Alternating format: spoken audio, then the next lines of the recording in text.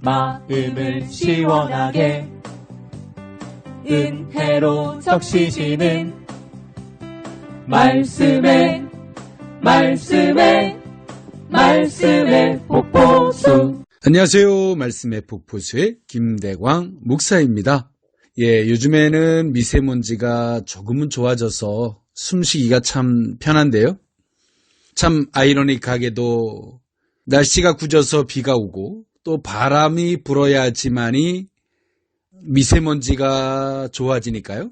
어찌 보면 비를 기다려지고요. 바람 부는 것을 기대하는지도 모르겠습니다. 자, 우리 인생도 그런 것 같아요. 비가 오고 바람 부는 것처럼 환란이 오고 나면 어느 순간인가 우리의 마음이 정화되어져 있는, 우리의 마음이, 우리의 의식이 정리되어져 있는 것을 발견하게 되는데요. 그럴 때마다 때론 고난이 유익이라고 하는 성경의 말씀이 와닿기도 합니다. 네, 오늘은 지난주에 이어서 마태복음서 11장 1절에서부터 14절에 있는 말씀을 가지고 은혜를 나눠보고자 하는데요. 본격적인 은혜를 나누기에 앞서서 찬양 하나 듣고 오고자 합니다. 마르지 않는 샘이 부릅니다. 주 없이 살 수 없네.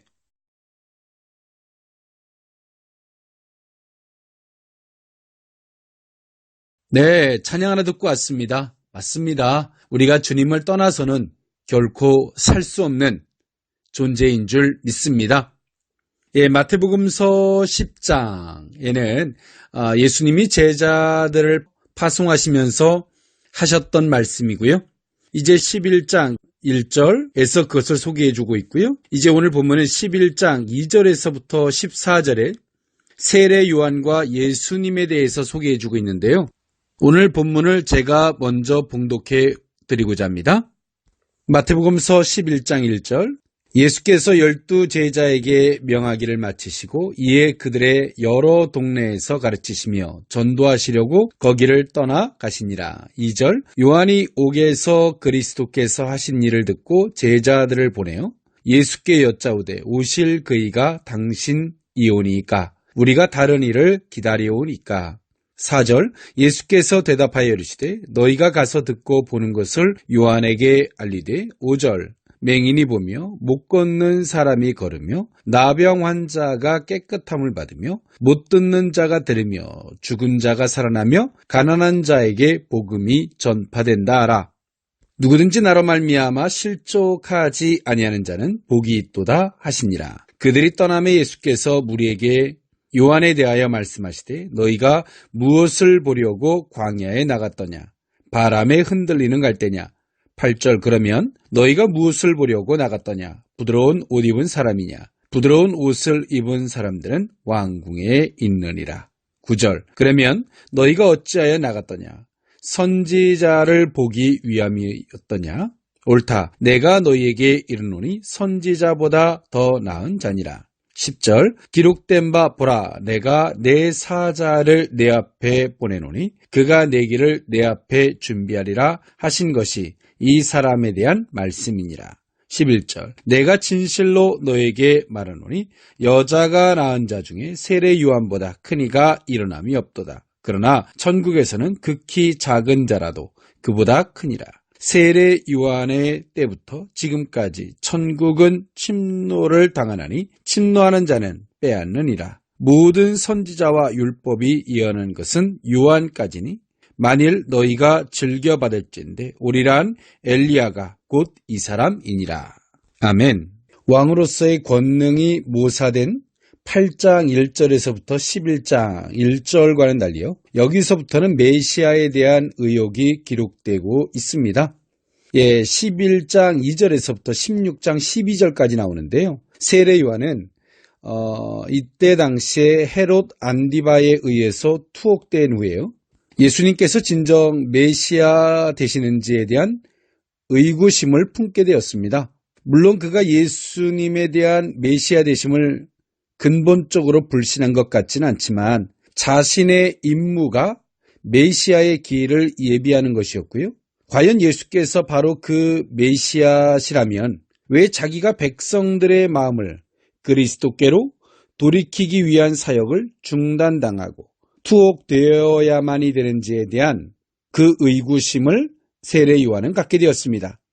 그런데요, 이와 같은 세례 요한의 의아심에 대해서 예수님은 자신의 메시아로서의 표적과 메시아로서의 역할, 즉 하나님 나라의 복음을 전파하고 계신다는 사실을 말씀하심으로써 스스로 메시아 되심을 분명하게 밝히셨습니다.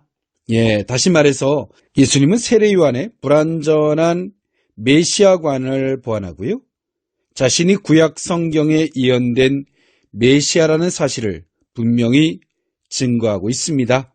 그것은 이사야서 61장 1절에 소개되어지고 있죠. 또한 예수님께서는 구약 시대의 마감을 선언하고 계시는데요, 결국 이것은 메시아를 알리는 선지자로서의 세례 요한의 역할이 완수되었음을 의미하고 있습니다. 본문을 좀 자세하게 들여다보면 그렇습니다. 세례 요한은 옥에서 그리스도께서 하신 일을 듣게 됐고요, 제자들을 보내서 묻습니다. 3절에 보니까 예수께 여짜오되 오실 그이가 당신이오니까 우리가 다른 일을 기다려오리까 라고 묻게 되죠. 세례 요한은 예수님께서 자신을 구원해 주지 않는 부분에 대해서 아마도 의구심을 품게 되었던 것 같습니다. 그리고 자신이 예수님에 대한 그 메시아 되심에 대한 증거를 하고 있었던 그 사역에 대한 중단, 그것이 세례 요한에게는 이해할 수 없는 영역이었던 것 같습니다. 그랬기 때문에 오늘 그 제자들을 보내서 예수님께 이러한 질문을 던지고 있는 것이죠. 우리가 때로는 하나님의 일을 하다 보면 하나님이 이해가 가지 않을 때가 있습니다. 여러분, 그럴 때 어떻게 행동을 하십니까? 우리가 하나님이 하시는 일에 대해서 오해의 마음이 들 때, 의구심의 마음이 들 때, 우린 거기에 사단이 틈탈 수 있는 계제도 생기고요, 우리의 마음이 극히 약해질 수 있는 계기도 되는데요.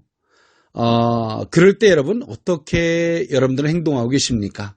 때론 기도할 수도 있겠죠. 하나님 앞에 그 문제를 내어놓고 하나님으로 말미암아 검증받고 해결하고자 하는 자세. 이것이 가장 베스트적인 행동이겠죠. 그러나 자기 생각 속에 빠져서 하나님을 의심하거나 때론 우리가 가는 신앙에 대한 그 노선에 대한 의구심을 갖는다면 그것은 결코 옳지 않을 것입니다. 더 나아가서 하나님의 사랑까지 의심을 하게 된다면 우리의 믿음이 송두리째 흔들릴 수도 있겠죠.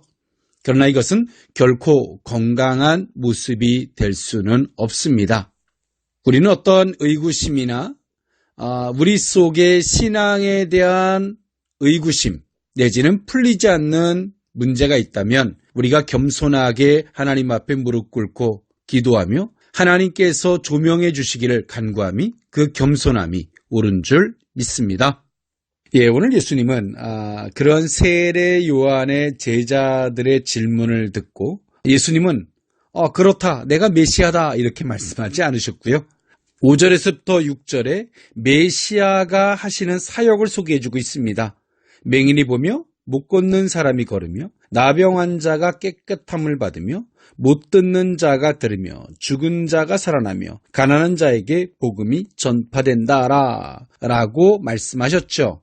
그리고 한 말씀을 덧붙이기를 6절에 누구든지 나로 말미암아 실족하지 아니하는 자는 복이 있도다 하시니라 라고 말씀해 주셨습니다.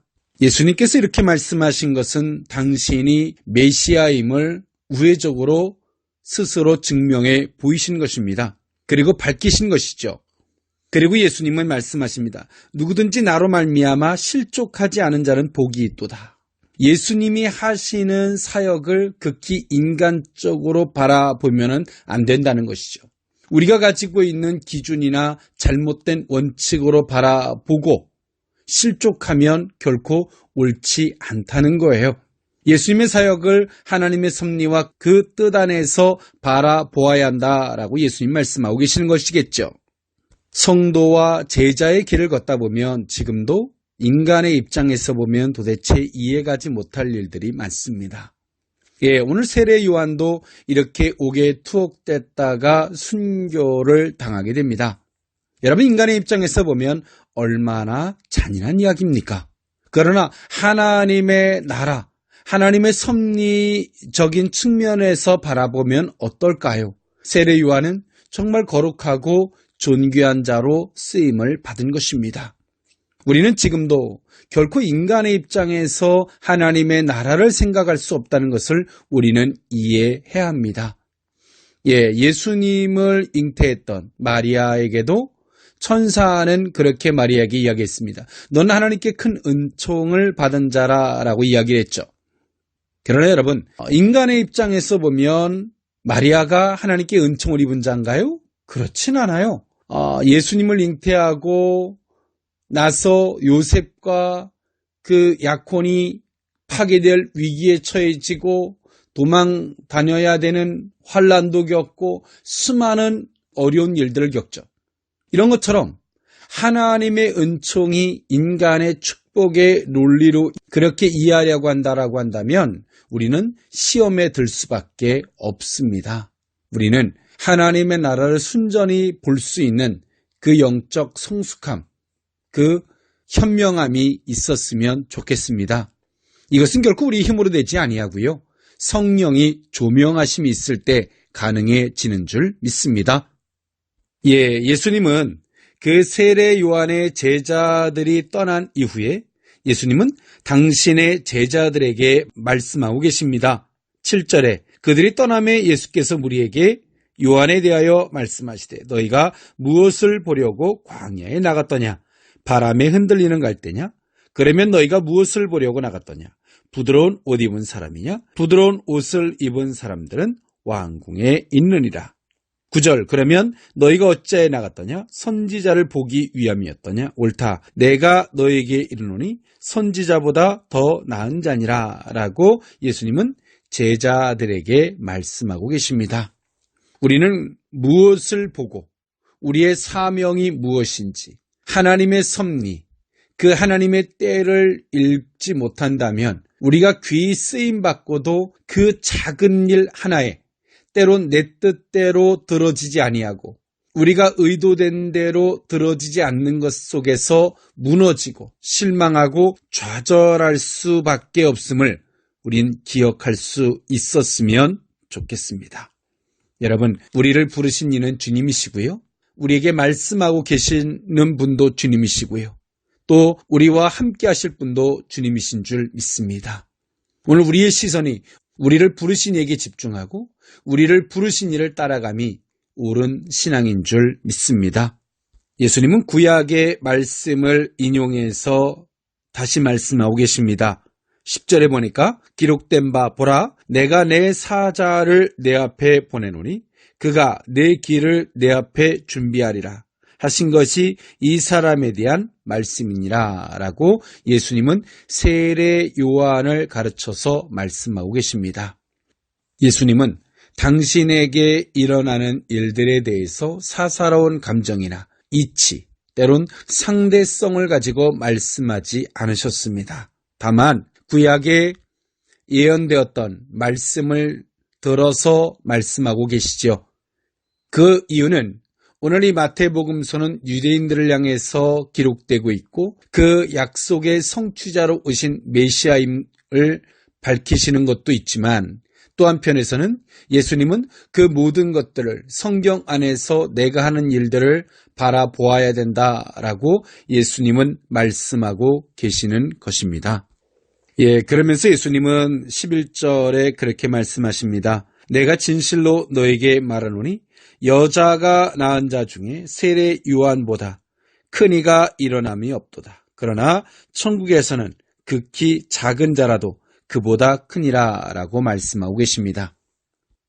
사람 중에서는 최고에 대한 예우죠. 그러나 천국에 대해서는 극히 작은 자라고 말씀하고 있습니다. 세례 요한이 하나님께로부터 큰 은총을 받고 쓰임받은 부분에 대해서는 큰 영광이겠지만 오늘 그 천국, 그 믿음이라는 측면 안에서 보면 오늘 세례 요한은 천국에서는 극히 작은 자라라고 말씀하고 계시는 겁니다. 우린 여기서 아주 중요한 것을 한번 생각해 볼 필요가 있는데요. 우리가 존귀하게 하나님 앞에 큰 은총을 받고 쓰임받는다는 것과 내가 믿음을 지킨다는 것과의 차이, 우린 것을 한번 생각해 볼 필요가 있습니다. 세례 요한은 정말 멋지게 하나님 앞에 존귀한 자로서 쓰임을 받았습니다. 예수님에 앞서서 나는 주의 길을 예비하러 온 자다. 나는 그 신들매 들기도 감당할 수 없다라고 말했던 세례 요한. 정말 존귀하리만큼 광야에서 외치는 소리로 세례 요한은 쓰임을 받았습니다. 정말 위대한 사역자였고 하나님 앞에 너무나 큰 은총을 받은 자였습니다. 그런데요, 그가 감옥에 갇혀서 하나님의 하시는 일에 대해서 오해가 생기고 그 믿음이 송두리째 흔들리게 될 때에 오늘 예수님은 그 세례 요한을 가르쳐서 말씀하시기를 천국에서는 극히 작은 자라도 그보다 크다라고 말씀하고 계십니다. 이처럼 세례 요한이 믿음이 흔들리고 있음을 보여주고 있는 대목이죠. 사도 바울은 쓰임을 받되 버림받는 것에 대해서 두려워했습니다. 실족하는 것에 대해서 두려워했지요. 우리는 믿음을 지켜야 합니다. 그러나 그 믿음은 우리가 맹목적으로 믿는다 해서 믿어지는 것이 아니라 우리 속에 하나님이 하시는 일들에 대해서 이해하지 못할 일이 있을 때에 우리는 겸손에 무릎을 꿇어야 할 것이고요. 하나님 앞에 그 모든 것들을 조명받고자 하는 신앙, 성령의 충만함을 유지할 수 있는 신앙, 우리가 하나님의 주권 앞에서 우리가 이해할 수 없는 일이라 할지라도 그것을 받아들일 수 있는 태도, 그것이 있을 때에 우리는 그 믿음을 지킬 수 있는 복된 신앙이 되는 줄 믿습니다. 그러면서 예수님은 12절에서부터 14절에 세례 요한의 때부터 지금까지 천국은 침노를 당하나 침노하는 자는 빼앗느니라. 모든 선지자와 율법이 예언한 것은 요한까지니 만일 너희가 즐겨받을진대 오리란 엘리야가 곧 이 사람이니라 라고 예수님은 말씀하고 계십니다. 세례 요한은 마지막 선지자였지요.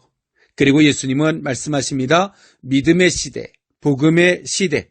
그러면서 말씀하십니다.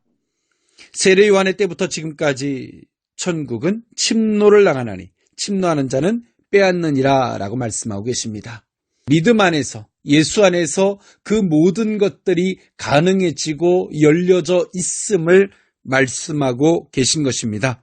그러면서 13절에 모든 선지자와 율법이 예언한 것은 요한까지니라고 성경은 갈무리하고 있죠. 우리는 믿음의 시대를 살아가고 있습니다. 복음의 시대를 살아가고 있는 것입니다. 지금도 때론 율법, 때론 운명론처럼 매여서 이거는 되고 저거는 되지 아니하고 매이는 신앙이 우리에게 얼마나 많은지 모릅니다. 우리는 믿음 안에서 모든 것들이 가해지는 줄 믿습니다. 복음 안에서 때론 그 모든 것들이 예수 안에서 가능해질 수 있음을 우린 기억했으면 좋겠습니다. 오늘의 본문을 마지막으로 한번 정리해 보고자 하는데요. 예수님께서 12제자를 명하시기를 마치시고요. 전도하시려고 그 지역을 떠나십니다. 그리고 세례 요한의 제자들의 방문, 세례 요한이 옥에 갇히고 제자들을 보냈고요. 그리고 세례 요한의 제자들에게 당신이 메시아임을 증명하시면서 이제는 구약의 율법, 선지자의 시대가 끝났고 믿음, 복음의 시대가 왔음을 예수님은 선포하고 계십니다. 그러면서 하나님의 나라를 인간의 입장에서 결코 이해할 수 없음을 말씀하고 계시죠. 우리는 믿음의 시대를 살아가고 있습니다. 복음의 시대를 살아가고 있는 것입니다. 복음, 믿음 안에서 비록 우리가 부족할지라도 천국은 침노를 당한다고 말씀하신 것 같이 우리는 믿음 안에서 그 모든 것들을 가능하게 하는 그 복음의 사역, 믿음의 사역이 우리의 삶이 될 수 있었으면 좋겠습니다. 참 어려운 이야기 같지만 우리는 믿음이 없다면 그 모든 것들도 아무것도 아닌 것이 될 수 있음을 우린 기억했으면 좋겠습니다. 여러분, 우리가 성도로서의 삶, 그것보다 믿음이 기초가 된 전제적 믿음이 있는 우리의 신앙, 믿음 위에 그 모든 것들이 얹어져 있는지를 한 번쯤 생각해 봤으면 좋겠고요.